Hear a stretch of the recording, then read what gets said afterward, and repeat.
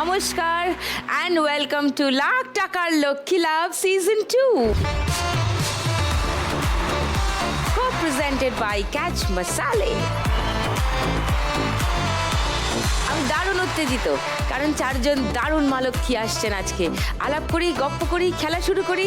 শুভ কাজে দেরি করে লাভ নেই, ডেকে নিয়ে আগে তাদের। প্লিজ ওয়েলকাম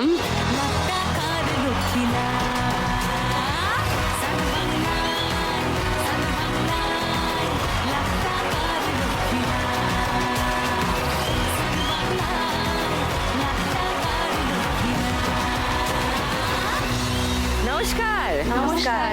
সবাই ভালো? হ্যাঁ, আপনি ভালো? আমি ভালো। একটু আলাপ করি, দাঁড়াও সবার সঙ্গে আগে ছোট ছোট করে। ভাগ্যশ্রী। নমস্কার সুদীপ্তাদি, আমি পূর্ব মেদিনীপুর ভগবানপুর থেকে এসেছি। আমি পেশায় একজন গাড়ি চালক এবং অবসর সময়ে ছোট বাচ্চাদের টিউশন পড়াই। ও মানে ক্যাব, ট্যাক্সি? না, অন্যের গাড়ি। অন্যের প্রাইভেট গাড়ি তুমি চালো, ফ্রিল্যান্স ড্রাইভার? হ্যাঁ।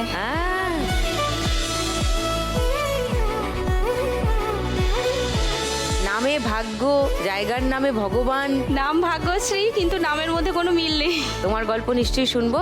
পিঙ্কুর কাছে আসি। নমস্কার। নমস্কার সুদীপ্তাদি, আমি হুগলি সিঙ্গুর বলরামবাটি থেকে আসছি। আমার নাম পিঙ্কু দাস। আমি একজন গৃহবধূ আর তার পাশাপাশি আমি পাথর সেটিংয়ের কাজ করি।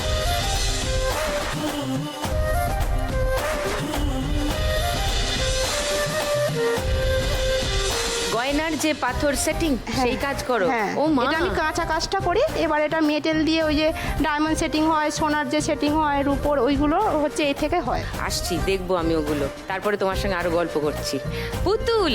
নমস্কার সুদীপ্তাদি, আমি পূর্ব মেদিনীপুর জেলার ময়না থানা থেকে এসেছি। আমি পুতুল দাস মান্না বলছি। আর আমার এইগুলা ভেজে স্কুলের সাইডে সাইডে বিক্রি করি, ওটা আমার পেশা। শীতের সন্ধে লোভনীয় ব্যাপার স্যাপার। আচ্ছা আসছি, ওগুলো দেখবো, তোমার কথাও আরো শুনবো। ঝুমা।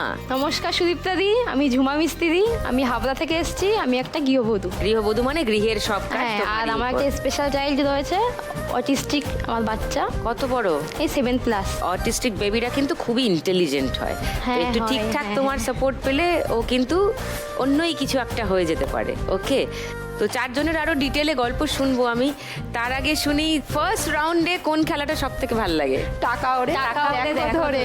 টাকা ওড়ে দেখো ধরে সব থেকে ফেভারিট? হ্যাঁ, সবাই তো বলে টাকা উঠছে ধরে দেখো। আমরা এখানে আজকে ধরেই দেখাবো। এবার আজকে ধরে দেখাবো।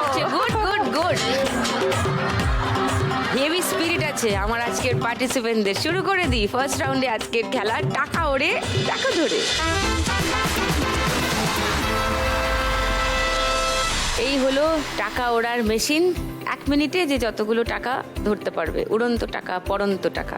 ওকে, ভাগ্যশ্রীর কাছে আরেকবার আসি। কেন বললে তুমি তোমার ভাগ্য তোমার সহায় নয়? দিদি, আমার 16 বছর বয়সে বিয়ে হয়।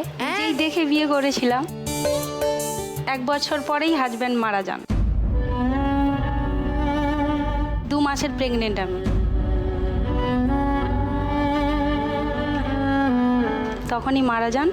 কিভাবে? অ্যাক্সিডেন্ট হয়েছিল। Road accident? হ্যাঁ, রোড অ্যাক্সিডেন্ট হয়েছিল, বাট ওটা রোড অ্যাক্সিডেন্ট ছিল না।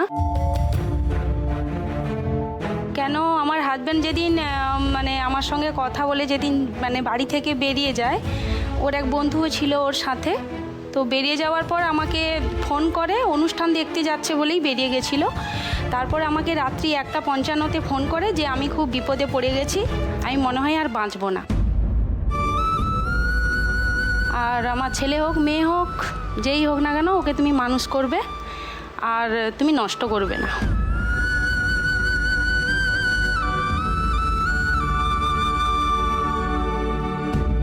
এটা বলে ওর যা ফোনটা মানে সেই রাতে যা সুইচ অফ হয়ে গেছে, আর খোলেনি।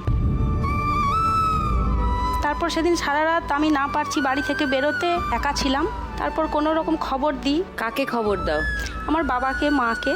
আচ্ছা, খবর দিই। খবর দেওয়ার পর যখন মানে ভোর 5টায় খবর পেলাম যে ওর একটা অ্যাক্সিডেন্ট হয়েছে, কিন্তু তখনও মারা গেছে।